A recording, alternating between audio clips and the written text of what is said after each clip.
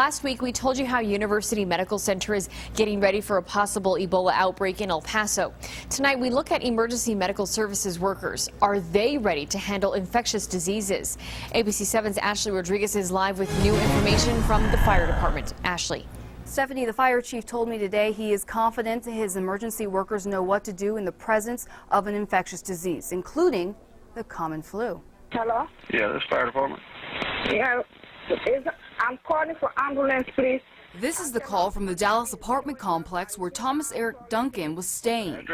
The caller says he's throwing up and has a fever. I got a fever. Soon the whole world knew Duncan had Ebola, a virus that damages the blood vessels, causing blood pressure to drop and kills its host from shock and multiple organ failure. Duncan died. Ever since, the amount of people who believe they may have contracted the virus grows. An Ebola scare right here in Kansas City.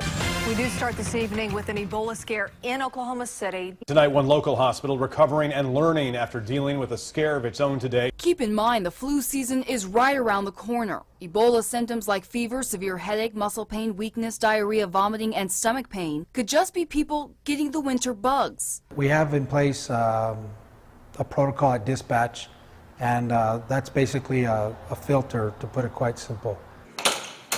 El Paso EMS crews have a couple lines of defense before transporting a potential Ebola patient to the area hospital. First, the dispatcher on the other end of the 911 call will ask CDC-approved questions to learn if the caller is actually dealing with an infectious disease or just exaggerating. After asking about symptoms, the next questions are, and this is key, within the last 21 days, has the patient traveled from a country with widespread Ebola transmission, or has the patient had contact with an Ebola patient? If the call is just a simple flu-like symptoms, we let our companies know that. Arriving EMS crews will be warned to get out their BSI pack. Okay, this is a El Paso Fire Department body substance isolation kit.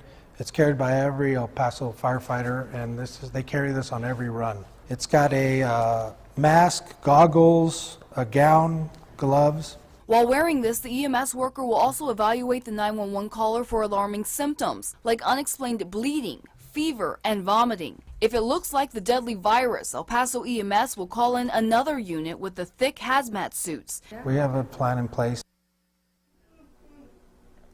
Now, right now, there's only 2 confirmed cases of Ebola in the U.S. The people who've had contact with them are being quarantined and monitored. You can rest assured that if you didn't just come back from West Africa or have been around anyone with Ebola, you probably just have the flu. Stephanie? Okay, information you can use. All right, Ashley. Thank you.